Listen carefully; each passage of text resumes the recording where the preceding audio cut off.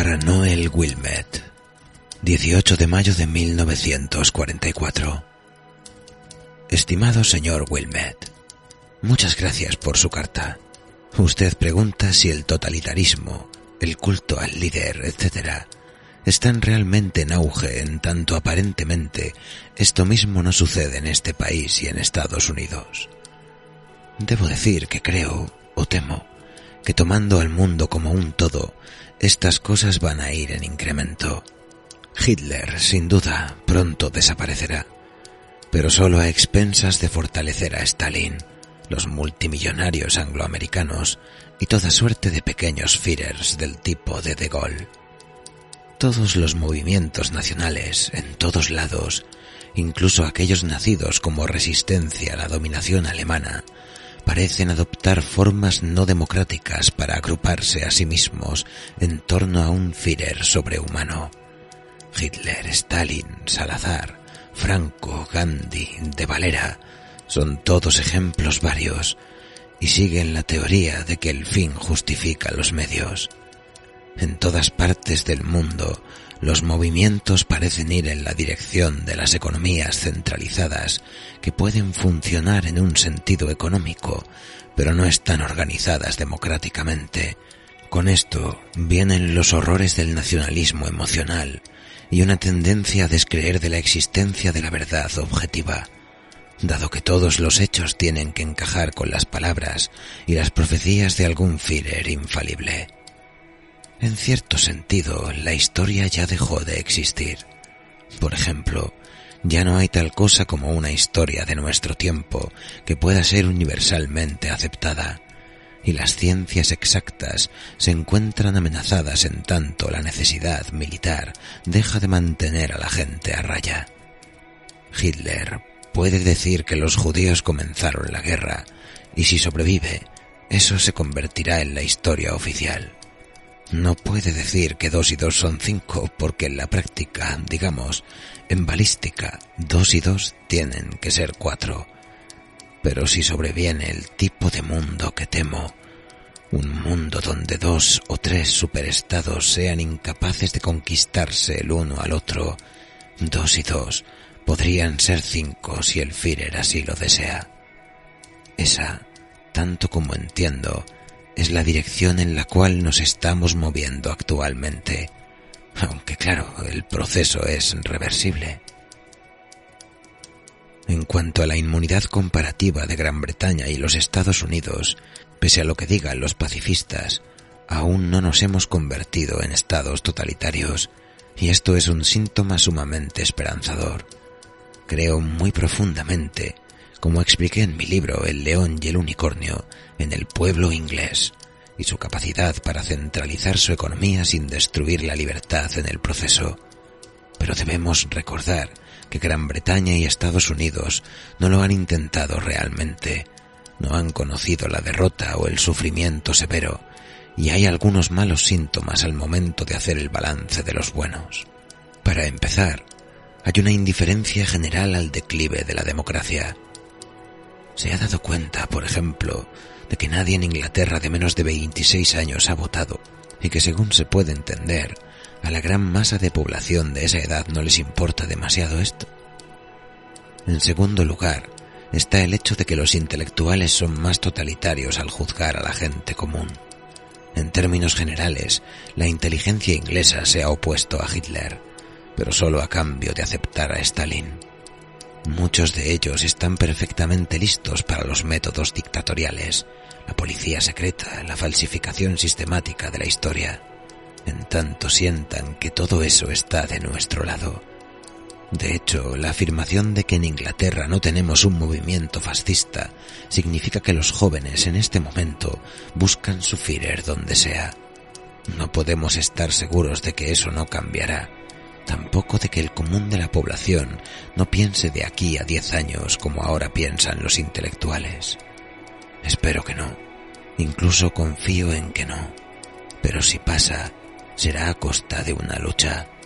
Si simplemente se proclama que todo eso es por el bien y no reconoce los síntomas siniestros, solo se ayuda a acercar el totalitarismo.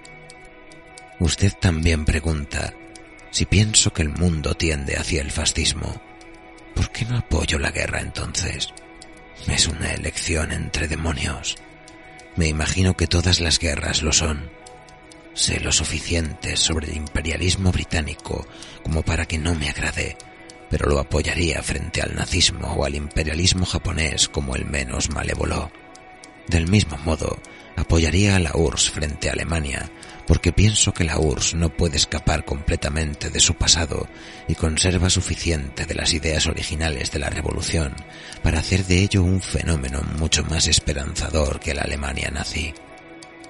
Pienso y he pensado desde que la guerra comenzó, allá por 1936, que nuestra causa es la mejor, pero tenemos que empeñarnos en hacerla mejor, lo cual implica crítica constante.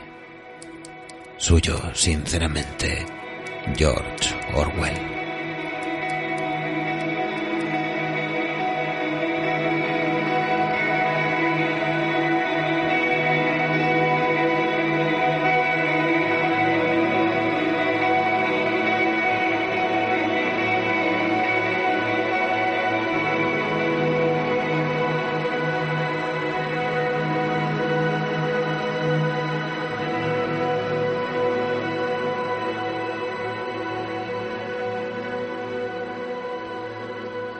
El maestro George Orwell escribió esta misiva ya por 1944.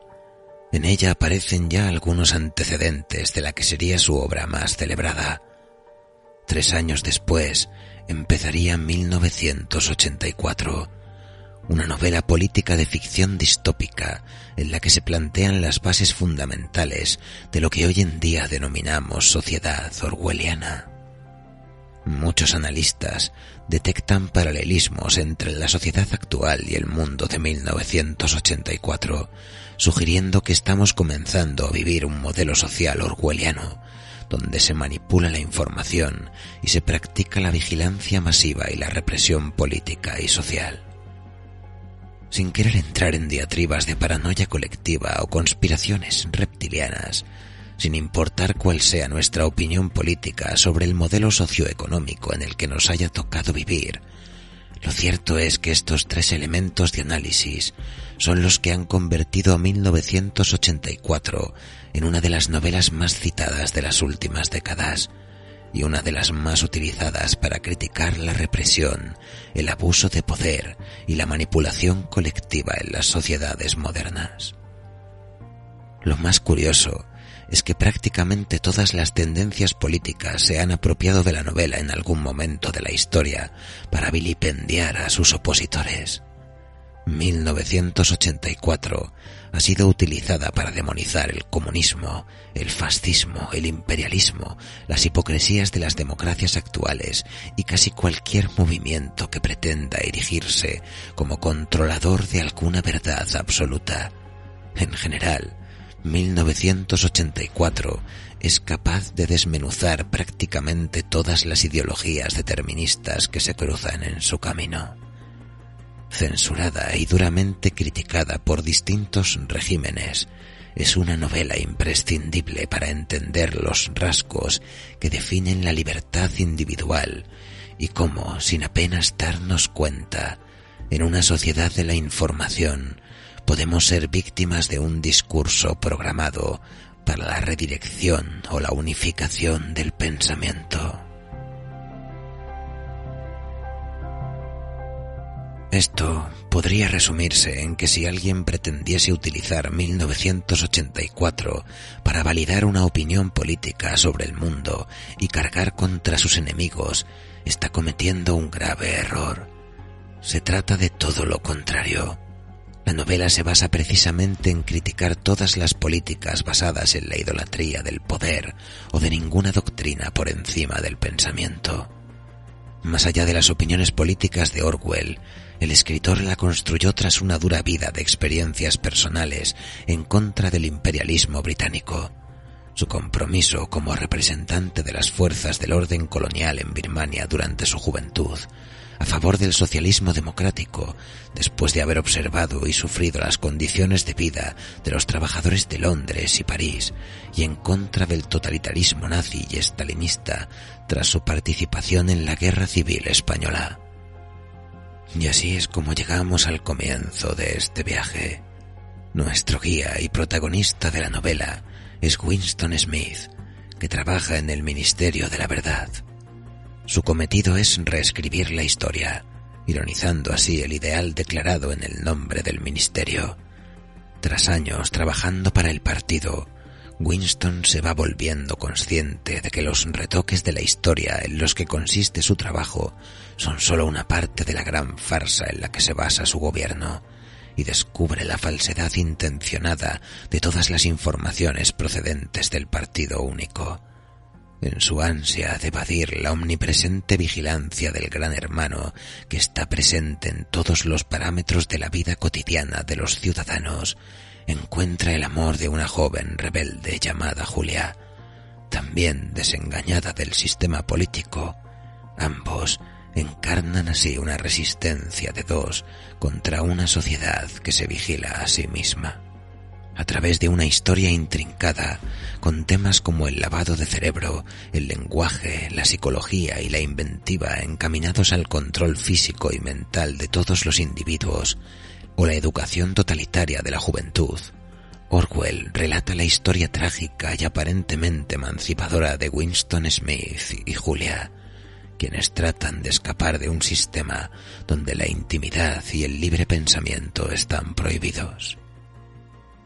Ya lo decía en su carta, para mejorar cualquier causa tenemos que poner empeño, y para ello es fundamental una crítica constante y certera, y más aún, una autocrítica, el cuestionamiento de nuestros propios pensamientos, sean cuales sean. La importancia de un debate público plural, abierto y constructivo es el pilar esencial en el que Orwell sostiene la fortaleza democrática. Esto convierte la novela de Orwell en un artefacto intelectual que nos sitúa ante una terrible realidad.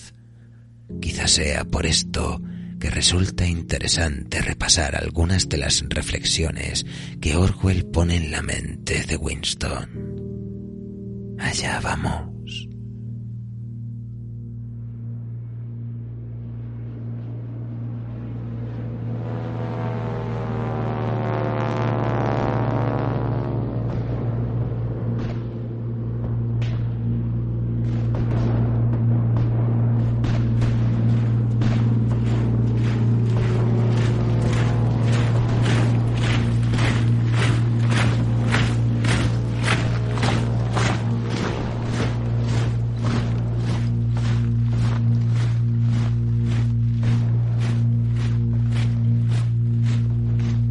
La ignorancia es la fuerza. La libertad es la esclavitud. 2 y 2 son 5. El poder es Dios.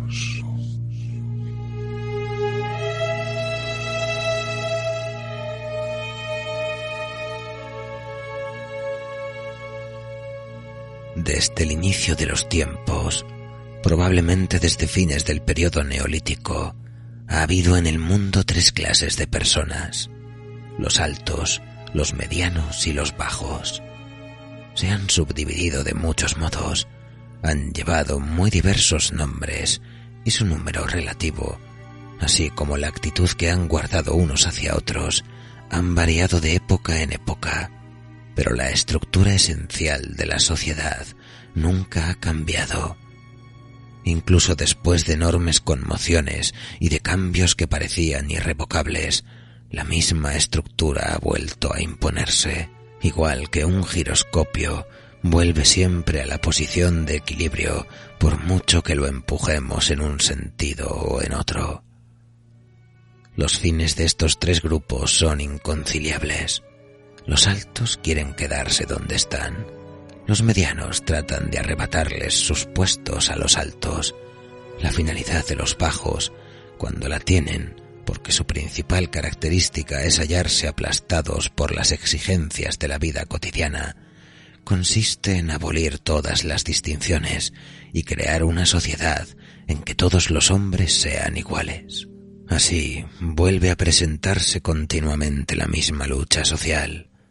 Durante largos periodos parece que los altos se encuentran muy seguros en su poder, pero siempre llega un momento en que pierden la confianza en sí mismos o se debilita su capacidad para gobernar, o ambas cosas a la vez.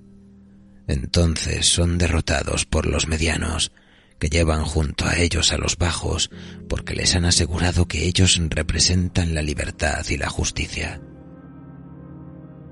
En cuanto logran sus objetivos, los medianos abandonan a los bajos y los relegan a su antigua posición de servidumbre, convirtiéndose ellos en los altos. Entonces, un grupo de los medianos se separa de los demás y empiezan a luchar entre ellos. De los tres grupos, solamente los bajos no logran sus objetivos ni siquiera transitoriamente. Sería exagerado afirmar que en toda la historia no ha habido progreso material. Aún hoy, en un periodo de decadencia, el ser humano se encuentra mejor que hace unos cuantos siglos, pero ninguna reforma ni revolución alguna han conseguido acercarse ni un milímetro a la igualdad humana. Desde el punto de vista de los bajos, ningún cambio histórico ha significado mucho más que un cambio en el nombre de sus amos. A finales del siglo XIX, eran muchos los que habían visto claro este juego.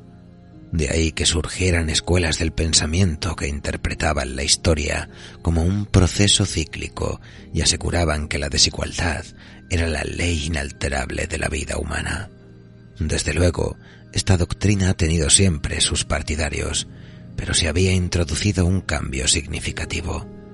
En el pasado, la necesidad de una forma jerárquica de la sociedad había sido la doctrina privativa de los altos. Fue defendida por reyes, aristócratas, jurisconsultos. Los medianos, mientras luchaban por el poder, utilizaban términos como libertad, justicia y fraternidad.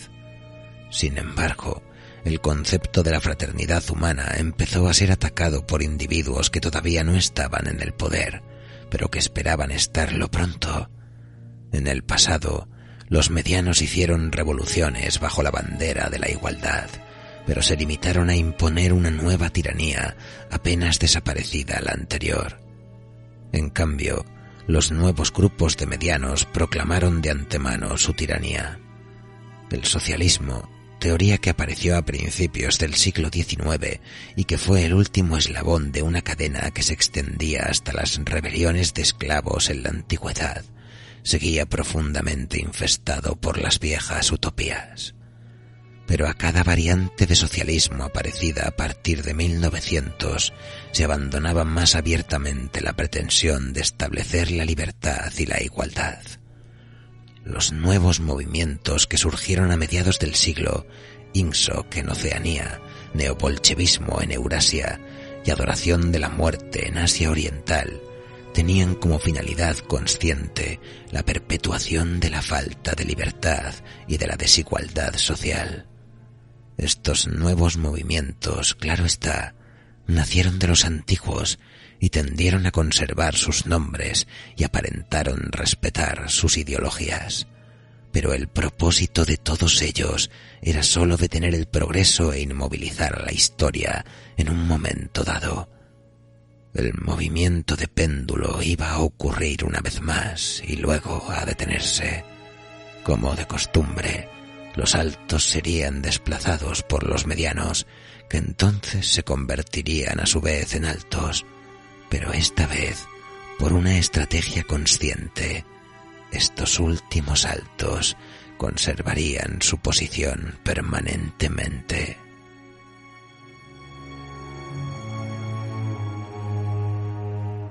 Las nuevas doctrinas surgieron en parte a causa de la acumulación de conocimientos históricos y del aumento del sentido histórico que apenas había existido antes del siglo XIX. Se entendía ya el movimiento cíclico de la historia, o parecía entenderse, y al ser comprendido podía ser también alterado. pero la causa principal y subyacente era que ya a principios del siglo XX era técnicamente posible la igualdad humana. Seguía siendo cierto que los hombres no eran iguales en sus facultades innatas y que las funciones habían de especializarse de modo que favorecían inevitablemente a unos individuos sobre otros, pero ya no eran precisas las diferencias de clase ni las grandes diferencias de riqueza. Antiguamente, las diferencias de clase no solo habían sido inevitables, sino deseables. La desigualdad era el precio de la civilización. Sin embargo, el desarrollo del maquinismo iba a cambiar esto. Aunque fuera aún necesario que los seres humanos realizaran diferentes clases de trabajo, ya no era preciso que vivieran en diferentes niveles sociales o económicos. Por tanto, desde el punto de vista de los nuevos grupos que estaban a punto de apoderarse del mando, no era ya la igualdad humana un ideal por el que convenía luchar, sino un peligro que había de ser evitado.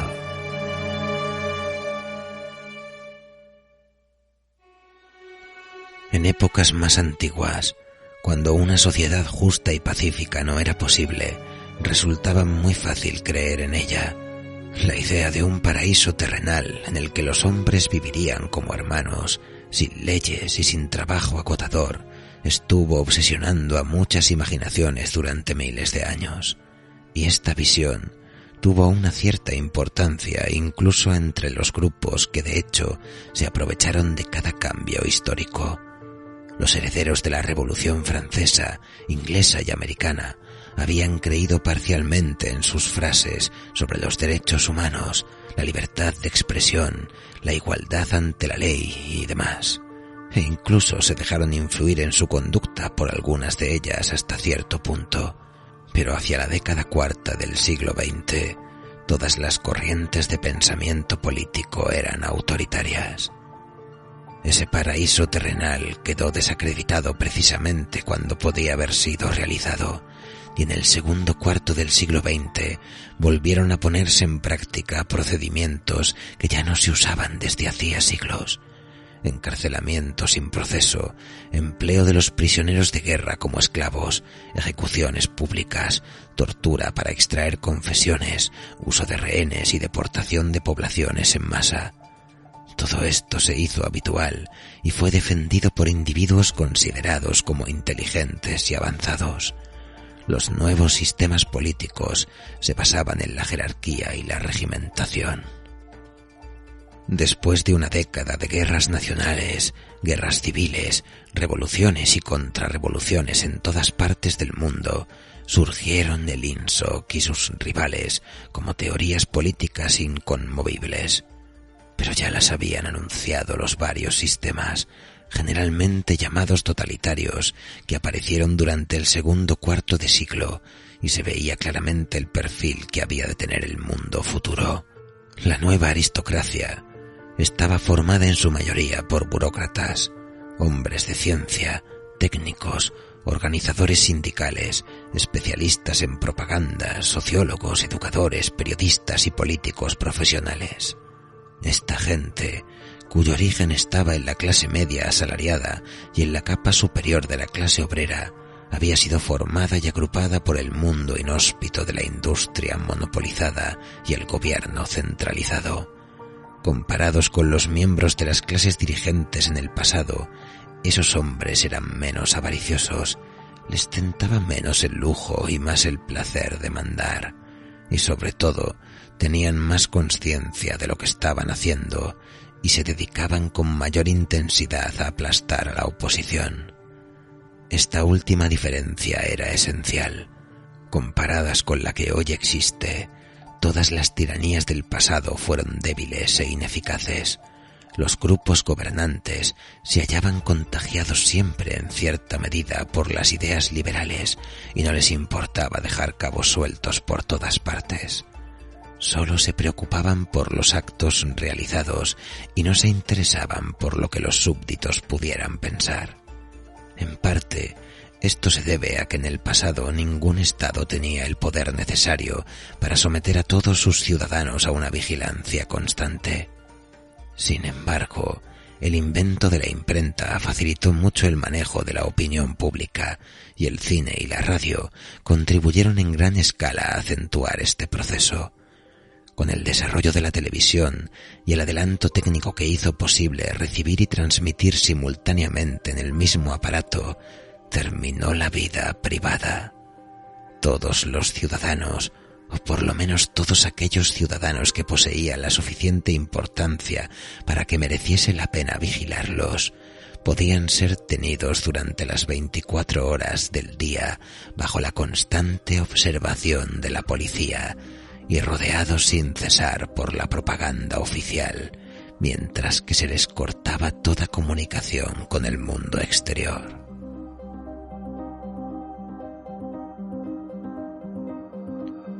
Por primera vez en la historia, existía la posibilidad de forzar a los gobernados no solo a una completa obediencia a la voluntad del Estado, sino a la completa uniformidad de opinión.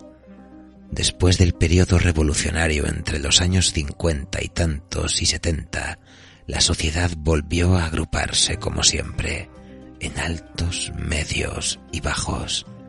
Pero el nuevo grupo de altos, a diferencia de sus predecesores, no actuaba ya por instinto, sino que sabía lo que necesitaba hacer para salvaguardar su posición. Los privilegiados se habían dado cuenta desde hacía bastante tiempo de que la base más segura para la oligarquía es el colectivismo. La riqueza y los privilegios se defienden más fácilmente cuando se poseen conjuntamente. La llamada abolición de la propiedad privada, que ocurrió a mediados de este siglo, quería decir que la propiedad iba a concentrarse en un número mucho menor de manos que anteriormente, pero con esta diferencia, que los nuevos dueños constituirían un grupo en vez de una masa de individuos. Individualmente, ningún miembro del partido posee nada, excepto insignificantes objetos de uso personal. Colectivamente, el partido es el dueño de todo lo que hay en Oceanía, porque lo controla todo y dispone de los productos como mejor se le antoja. En los años que siguieron a la revolución, pudo ese grupo tomar el mando sin encontrar apenas oposición, porque todo el proceso fue presentado como un acto de colectivización. Siempre se había dado por cierto que si la clase capitalista era expropiada, el socialismo se impondría, y era un hecho que los capitalistas habían sido expropiados. Las fábricas, las minas, las tierras, las casas, los medios de transporte, todo se les había quitado, y como todo ello dejaba de ser propiedad privada, era evidente que pasaba a ser propiedad pública. El INCSOC, procedente del antiguo socialismo y que había heredado su fraseología, realizó los principios fundamentales de ese socialismo, con el resultado, previsto y deseado, de que la desigualdad económica se hizo permanente. Pero los problemas que plantea la perpetuación de una sociedad jerarquizada son mucho más complicados. Solo hay 4 medios de que un grupo dirigente sea derribado del poder: o es vencido desde fuera, o gobierna tan ineficazmente que las masas se le rebelan, o permite la formación de un grupo medio que lo pueda desplazar, o pierde la confianza en sí mismo y la voluntad de mando. Estas causas no operan sueltas y por lo general se presentan las 4 combinadas en cierta medida. El factor que decide en última instancia es la actitud mental de la propia clase gobernante. Después de mediados del siglo XX, el primer peligro había desaparecido. No había posibilidad de una derrota infligida por una potencia enemiga. Cada uno de los 3 superestados en que ahora se divide el mundo es inconquistable, y solo podría llegar a ser conquistado por lentos cambios demográficos que un gobierno con amplios poderes puede evitar muy fácilmente. El segundo peligro es solo teórico. Las masas nunca se levantan por su propio impulso y nunca lo harán por la sola razón de que están oprimidas. Las crisis económicas del pasado fueron absolutamente innecesarias y ahora no se tolera que ocurran. pero de todos modos, ninguna razón de descontento podrá tener ahora resultados políticos, ya que no hay modo de que el descontento se articule. En cuanto al problema de la superproducción, que ha estado latente en nuestra sociedad desde el desarrollo del maquinismo, queda resuelto por el recurso de la guerra continua, que es también necesaria para mantener la moral pública a un elevado nivel. Por tanto, desde el punto de vista de nuestros actuales gobernantes, los únicos peligros auténticos son la aparición de un nuevo grupo de personas muy capacitadas y ávidas de poder, o el crecimiento del espíritu liberal y del escepticismo en las propias filas gubernamentales. O sea, todo se reduce a un problema de educación, a moldear continuamente la mentalidad del grupo dirigente y del que se halla inmediatamente debajo de él. En cambio, la conciencia de las masas solo ha de ser influida de un modo negativo.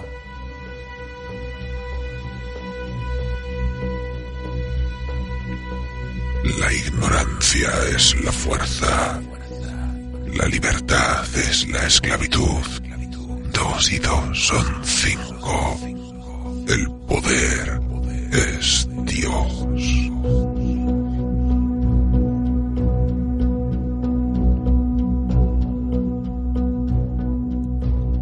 Con este fondo se puede deducir la estructura general de la sociedad de Oceanía. En el vértice de la pirámide está el Gran Hermano. Este es infalible y todopoderoso. Todo triunfo, todo descubrimiento científico, toda sabiduría y felicidad, toda virtud, se considera que procede directamente de su inspiración y de su poder. Nadie ha visto nunca al Gran Hermano. Es una cara en los carteles, una voz en la telepantalla. Podemos estar seguros de que nunca morirá y no hay manera de saber cuándo nació. El Gran Hermano es la concreción con que el partido se presenta al mundo. Su función es actuar como punto de mira para todo amor, miedo o respeto, emociones que se sienten con mucha mayor facilidad hacia un individuo que hacia una organización. Detrás del Gran Hermano se halla el partido interior, del cual solo forman parte 6 millones de personas, o sea, menos del 6% de la población de Oceanía. Después del partido interior, tenemos el partido exterior, y si el primero puede ser descrito como el cerebro del Estado, el segundo pudiera ser comparado a las manos. Más abajo se encuentra la masa amorfa de los proles, que constituyen quizá el 85% de la población. En los términos de nuestra anterior clasificación, los proles son los bajos, y las masas de esclavos procedentes de las tierras ecuatoriales que pasan constantemente de vencedor a vencedor. No olvidemos que vencedor solo debe ser tomado de un modo relativo y no forman parte de la población propiamente dicha. En principio, la pertenencia a estos 3 grupos no es hereditaria. No se considera que un niño nazca dentro del partido interior porque sus padres pertenezcan a él. La entrada en cada una de las ramas del partido se realiza mediante examen a la edad de 16 años. Tampoco hay prejuicios raciales ni dominio de una provincia sobre otra. En los más elevados puestos del partido encontramos judíos, negros, sudamericanos de pura sangre india, y los dirigentes de cualquier zona proceden siempre de los habitantes de esa área. En ninguna parte de Oceanía tienen sus habitantes la sensación de ser una población colonial regida desde una capital remota. Oceanía no tiene capital y su jefe titular es una persona cuya residencia nadie conoce. No está centralizada en modo alguno, aparte de que el inglés es su principal lengua franca y que la neolengua es su idioma oficial. Sus gobernantes no se hallan ligados por lazos de sangre, sino por la adherencia a una doctrina común. Es verdad que nuestra sociedad se compone de estratos, una división muy rígida en estratos, ateniéndose a lo que a primera vista parecen normas hereditarias. Hay mucho menos intercambio entre los diferentes grupos de lo que había en la época capitalista o en las épocas preindustriales. Entre las dos ramas del partido se verifica algún intercambio, pero solamente lo necesario para que los débiles sean excluidos del partido interior y que los miembros ambiciosos del partido exterior pasen a ser inofensivos al subir de categoría. En la práctica, los proletarios no pueden entrar en el partido. Los más dotados de ellos, que podían quizá constituir un núcleo de descontentos, son fichados por la policía del pensamiento y eliminados. Pero semejante estado de cosas no es permanente, ni de ello se hace cuestión de principio. El partido no es una clase en el antiguo sentido de la palabra.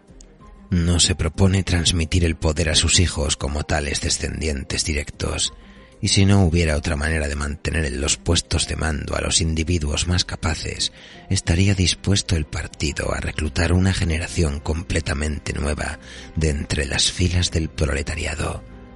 En los años cruciales, el hecho de que el partido no fuera un cuerpo hereditario contribuyó muchísimo a neutralizar la oposición. El socialista de la vieja escuela, acostumbrado a luchar contra algo que se llamaba privilegios de clase, daba por cierto que todo lo que no es hereditario no puede ser permanente. No comprendía que la continuidad de una oligarquía no necesita ser física, ni se paraba a pensar que las aristocracias hereditarias han sido siempre de corta vida, mientras que organizaciones basadas en la adopción han durado centenares y miles de años.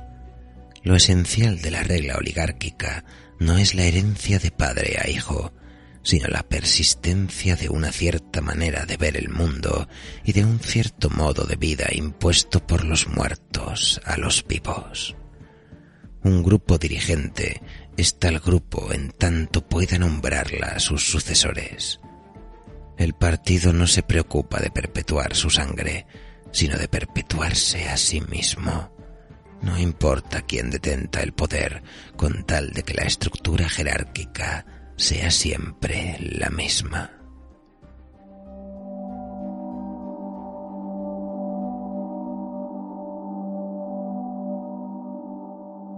Todas las creencias, costumbres, aficiones, emociones y actitudes mentales que caracterizan a nuestro tiempo sirven para sostener la mística del partido y evitar que la naturaleza de la sociedad actual sea percibida por la masa.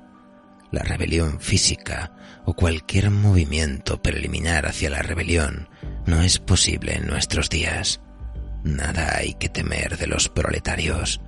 Dejados aparte, continuarán, de generación en generación y de siglo en siglo, trabajando, procreando y muriendo, no solo sin sentir impulsos de rebelarse, sino sin la facultad de comprender que el mundo podría ser diferente de lo que es. Solo podrían convertirse en peligrosos si el progreso de la técnica industrial hiciera necesario educarles mejor.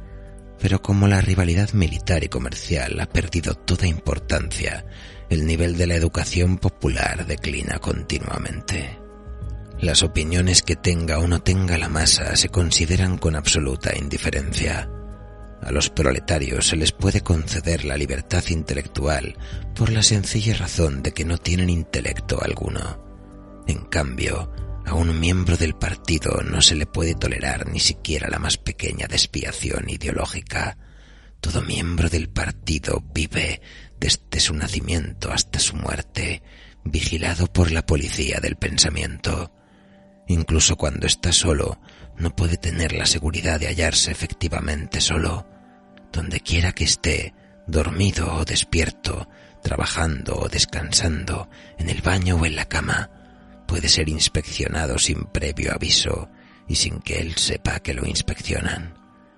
Nada de lo que hace es indiferente para la policía del pensamiento.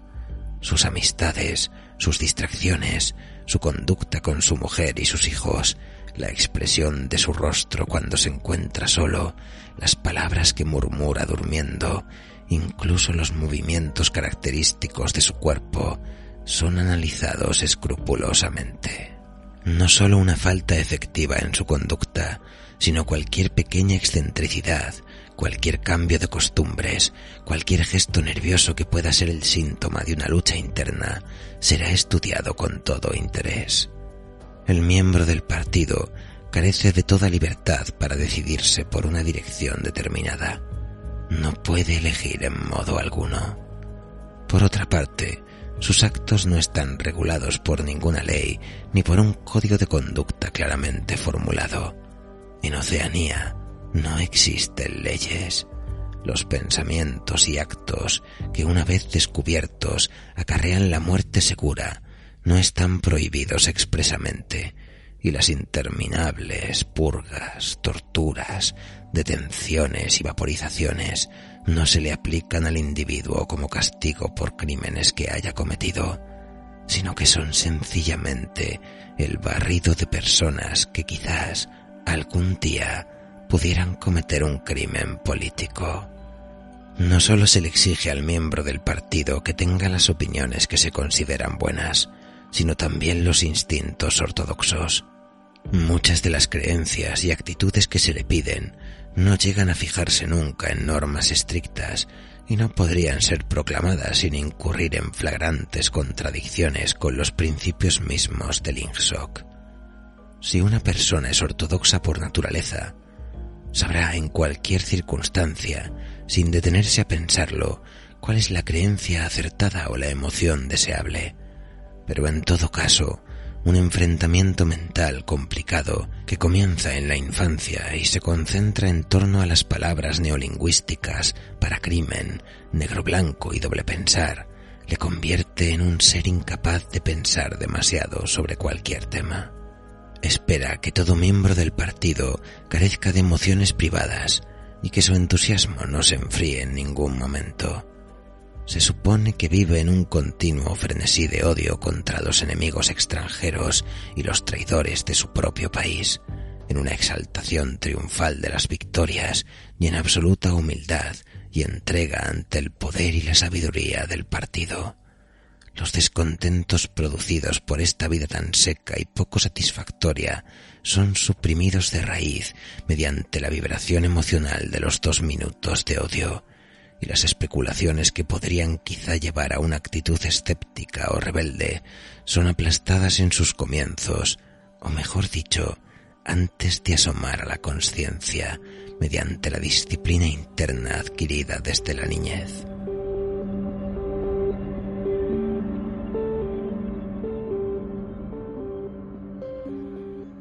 La primera etapa de esta disciplina, que puede ser enseñada incluso a los niños, se llama en neolengua paracrimen.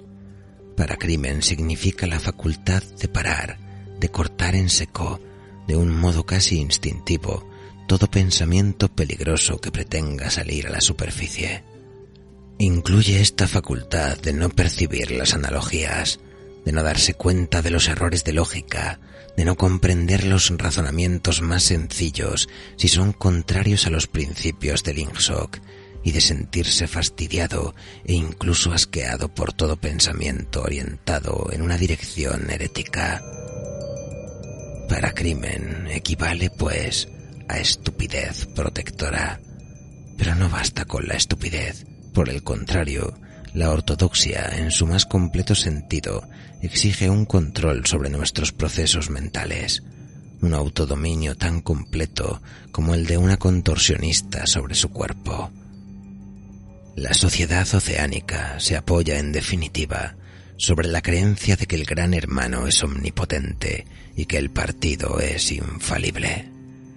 Pero como en realidad el Gran Hermano no es omnipotente y el partido no es infalible, se requiere una incesante flexibilidad para enfrentarse con los hechos. La palabra clave en esto es negro-blanco. Como tantas palabras neolingüísticas, esta tiene 2 significados contradictorios. Aplicada a un contrario, significa la costumbre de asegurar descaradamente que lo negro es blanco en contradicción con la realidad de los hechos. Aplicada a un miembro del partido, significa la buena y leal voluntad de afirmar que lo negro es blanco cuando la disciplina del partido lo exija. pero también se designa con esa palabra la facultad de creer que lo negro es blanco, más aún, de saber que lo negro es blanco y olvidar que alguna vez se creyó lo contrario. Esto exige una continua alteración del pasado, posible gracias al sistema de pensamiento que abarca todos los demás y que se conoce con el nombre de doble pensar.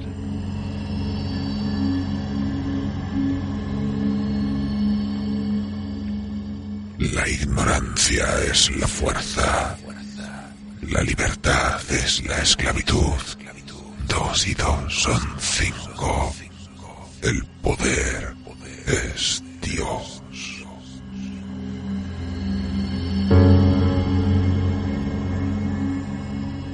La alteración del pasado es necesaria por 2 razones, una de las cuales es subsidiaria y, por decirlo así, de precaución.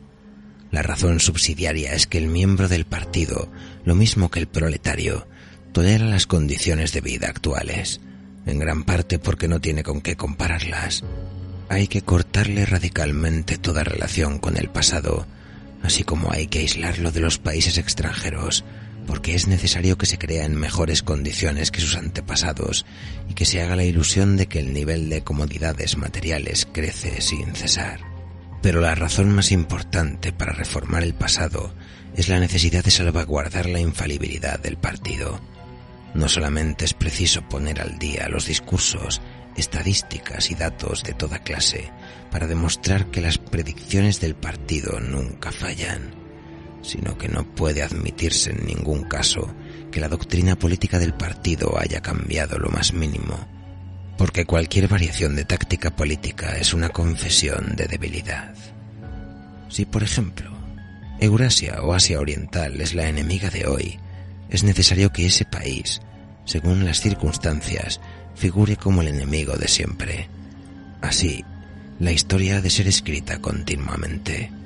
Esta falsificación diaria del pasado, realizada por el Ministerio de la Verdad, es tan imprescindible para la estabilidad del régimen como la represión y el espionaje efectuados por el Ministerio del Amor. La mutabilidad del pasado es el eje del INCSOC. Los acontecimientos pretéritos no tienen existencia objetiva, sostiene el partido, sino que sobreviven solo en los documentos y en las memorias de los hombres. El pasado es únicamente lo que digan los testimonios escritos y la memoria humana. Pero como quiera que el partido controla por completo todos los documentos y también la mente de todos sus miembros, resulta que el pasado será lo que el partido quiera que sea. También resulta que aunque el pasado puede ser cambiado, nunca lo ha sido en ningún caso concreto. En efecto, cada vez que ha habido que darle nueva forma por las exigencias del momento, esta nueva versión es ya el pasado y no ha existido ningún pasado diferente. Esto sigue siendo así incluso cuando el mismo acontecimiento tenga que ser alterado hasta hacerse irreconocible varias veces en el transcurso de un año. En cualquier momento se halla el partido en posesión de la verdad absoluta y naturalmente lo absoluto no puede haber sido diferente de lo que es ahora. Se verá, pues, que el control del pasado depende por completo del entrenamiento de la memoria.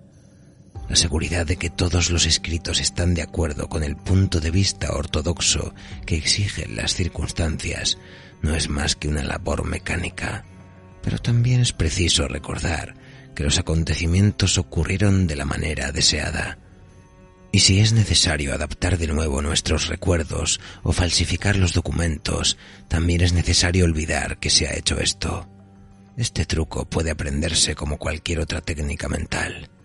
La mayoría de los miembros del partido lo aprenden y desde luego lo consiguen muy bien todos aquellos que son inteligentes además de ortodoxos. En el antiguo idioma se conoce esta operación con toda franqueza como control de la realidad. En neolengua se le llama doble pensar, aunque también es verdad que doble pensar comprende muchas cosas. Doble pensar significa el poder, la facultad de sostener dos opiniones contradictorias simultáneamente, dos creencias contrarias albergadas a la vez en la mente. El intelectual del partido sabe en qué dirección han de ser alterados sus recuerdos, por tanto, sabe que está trucando la realidad, pero al mismo tiempo se satisface a sí mismo por medio del ejercicio del doble pensar, en el sentido de que la realidad no queda violada. Este proceso ha de ser consciente, pues si no, no se verificaría con la suficiente precisión, pero también tiene que ser inconsciente para que no deje un sentimiento de falsedad y por tanto de culpabilidad. El doble pensar está arraigado en el corazón mismo del INCSOC, ya que el acto esencial del partido es el empleo del engaño consciente, conservando a la vez la firmeza de propósito que caracteriza la auténtica honradez. Decir mentiras a la vez que se cree sinceramente en ellas, olvidar todo hecho que no convenga recordar, y luego, cuando vuelva a ser necesario, sacarlo del olvido solo por el tiempo que convenga, negar la existencia de la realidad objetiva sin dejar ni por un momento de saber que existe esa realidad que se niega.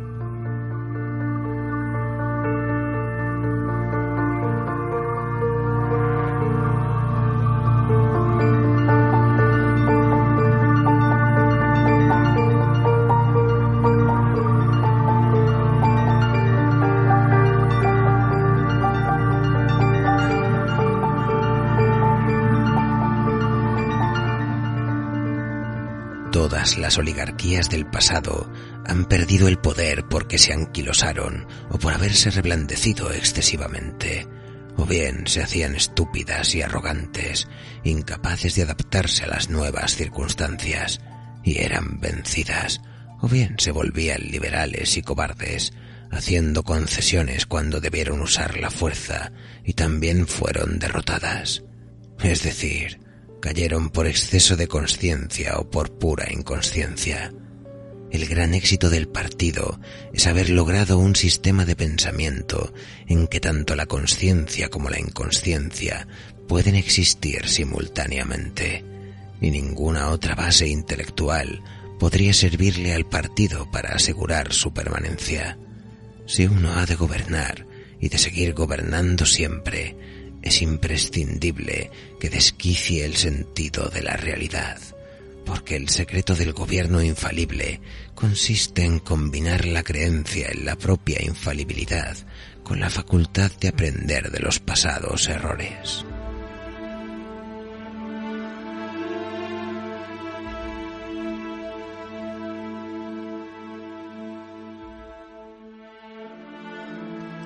No es preciso decir que los más sutiles cultivadores del doble pensar son aquellos que lo inventaron y que saben perfectamente que este sistema es la mejor organización del engaño mental.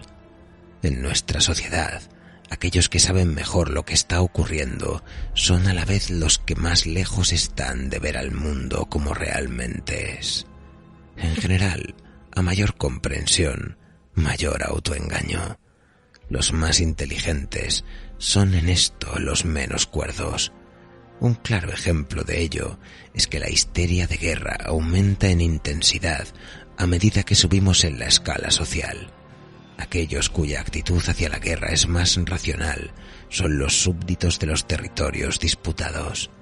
Para estas gentes, la guerra es sencillamente una calamidad continua que pasa por encima de ellos con movimiento de marea.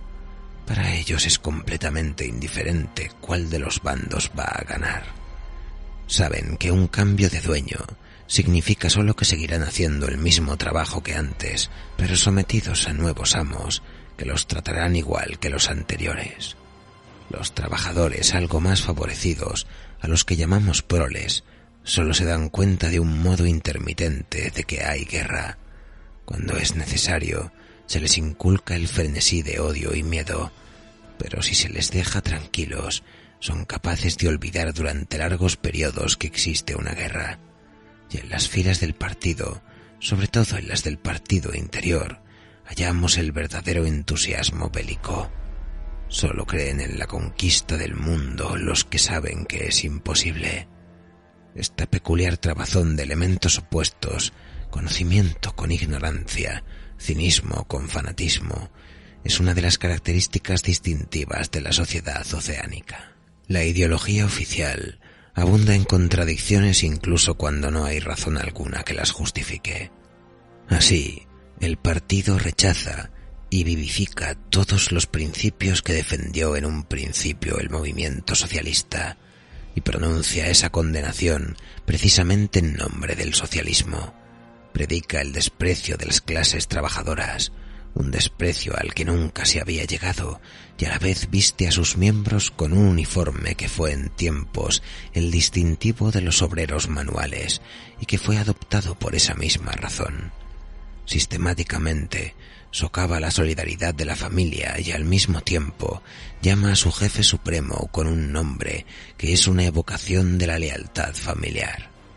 Incluso los nombres de los 4 ministerios que los gobiernan revelan un gran descaro al tergiversar deliberadamente los hechos. El Ministerio de la Paz se ocupa de la guerra, el Ministerio de la Verdad de las mentiras, el Ministerio del Amor de la tortura y el Ministerio de la Abundancia del hambre. Estas contradicciones no son accidentales, no resultan de la hipocresía corriente. Son ejercicios de doble pensar, porque sólo mediante la reconciliación de las contradicciones es posible retener el mando indefinidamente. Si no, se volvería al antiguo ciclo. Si la igualdad humana ha de ser evitada para siempre, si los altos, como los hemos llamado, han de conservar sus puestos de un modo permanente, será imprescindible que el estado mental predominante sea la locura controlada.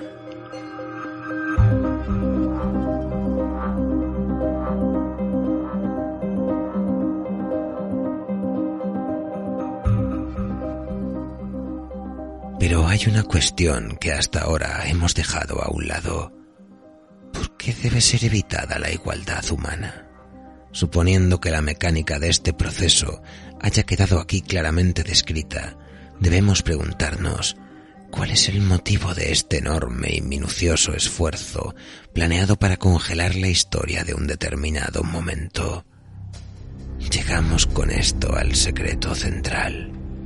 Como hemos visto, la mística del partido, y sobre todo la del partido interior, depende del doble pensar, pero a más profundidad aún se halla el motivo original del instinto nunca puesto en duda, el instinto que los llevó por primera vez a apoderarse de los mandos y que produjo el doble pensar.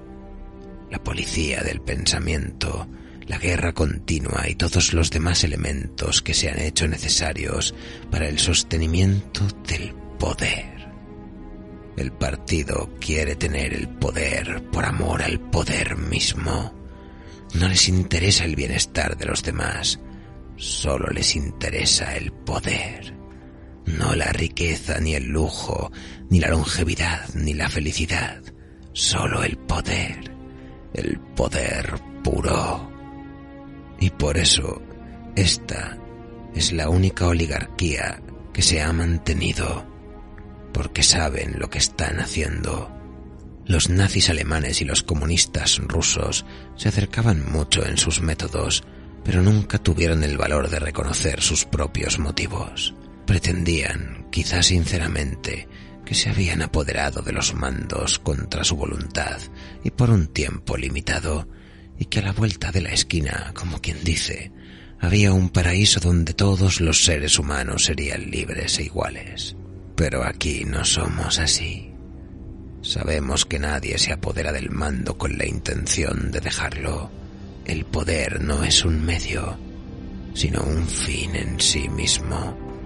No se establece una dictadura para salvaguardar una revolución. Se hace la revolución para establecer una dictadura.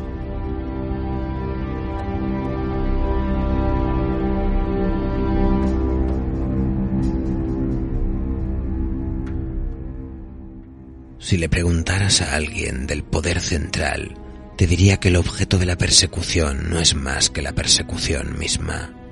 ¿Y cómo afirma un hombre su poder sobre otro? Haciéndole sufrir. No basta con la obediencia. Si no sufre, ¿Cómo vas a estar seguro de que obedece tu voluntad y no la suya propia? El poder radica en infligir dolor y humillación. El poder está en la facultad de hacer pedazos los espíritus y volverlos a construir, dándoles nuevas formas elegidas por ti.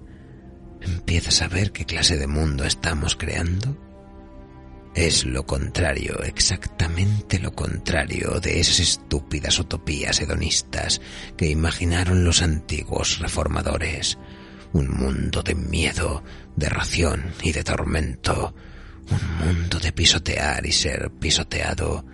Un mundo que se hará cada día más despiadado.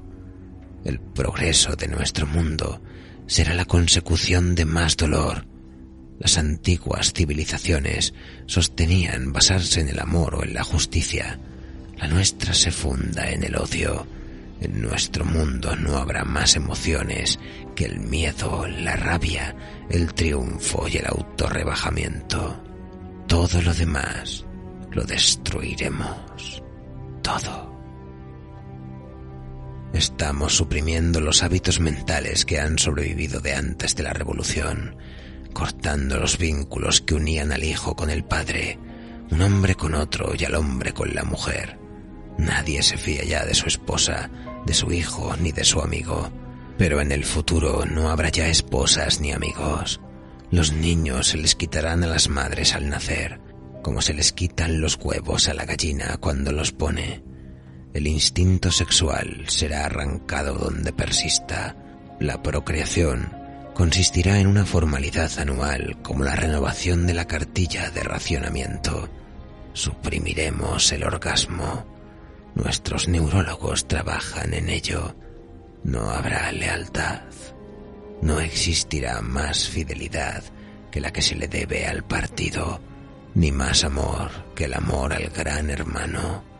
No habrá risa, excepto la risa triunfal cuando se derrota a un enemigo. No habrá arte, ni literatura, ni ciencia. No habrá ya distinción entre la belleza y la fealdad. Todos los placeres serán destruidos. Pero siempre habrá ese afán de poder, esa sed de dominio que aumentará exponencialmente y se hará cada vez más sutil.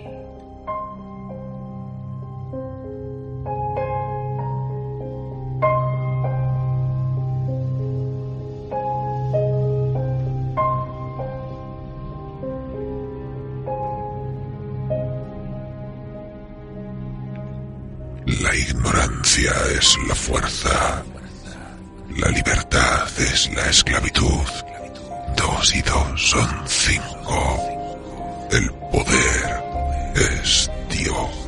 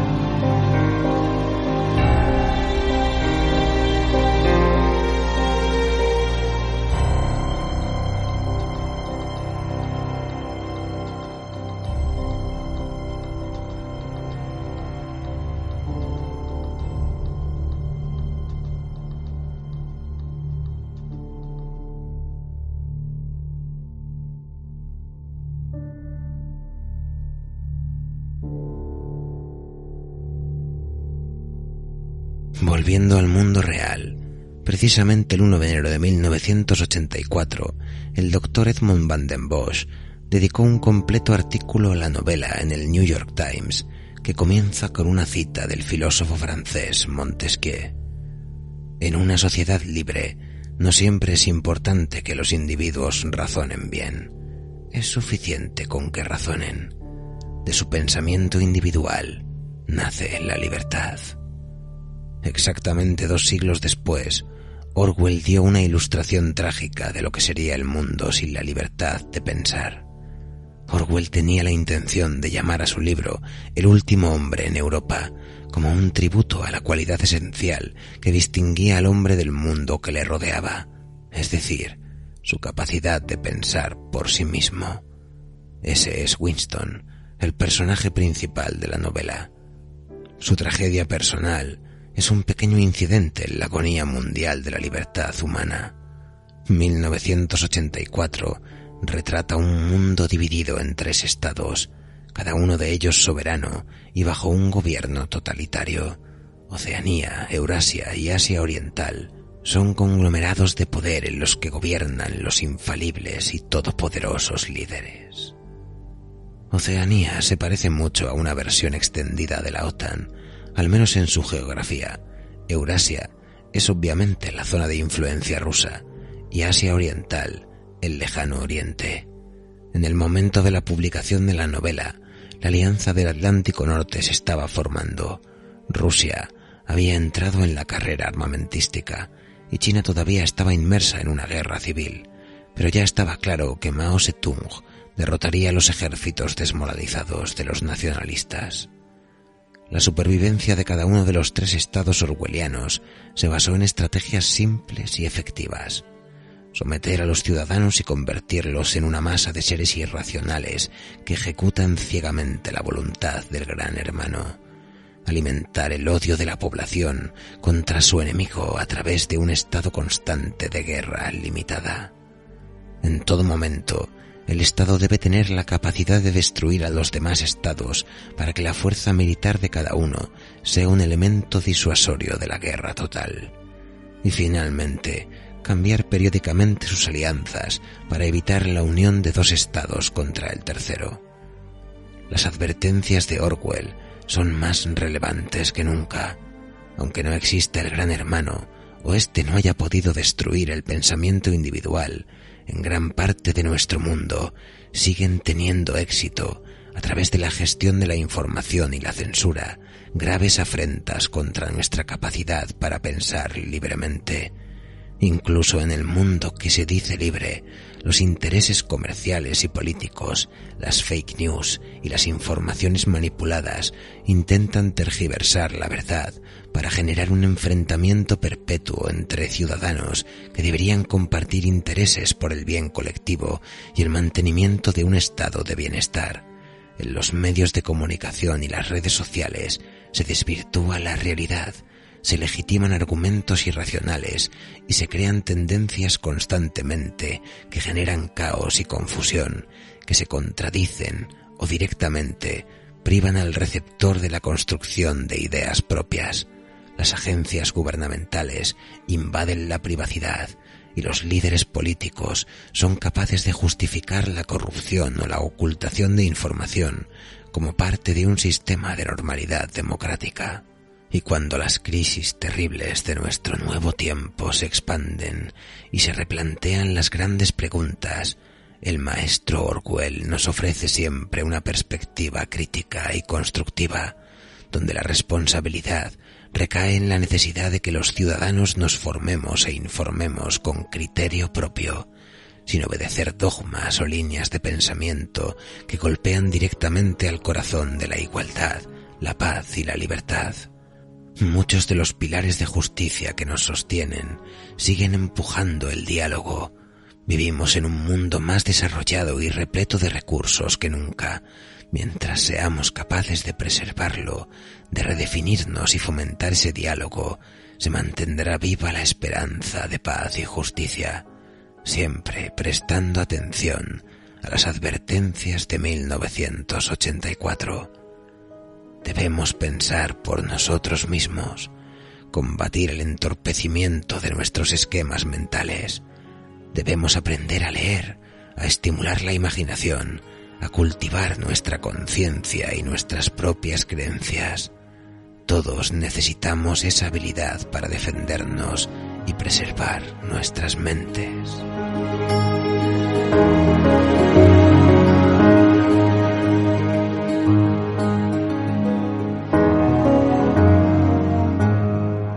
Así que ya lo saben, amigos.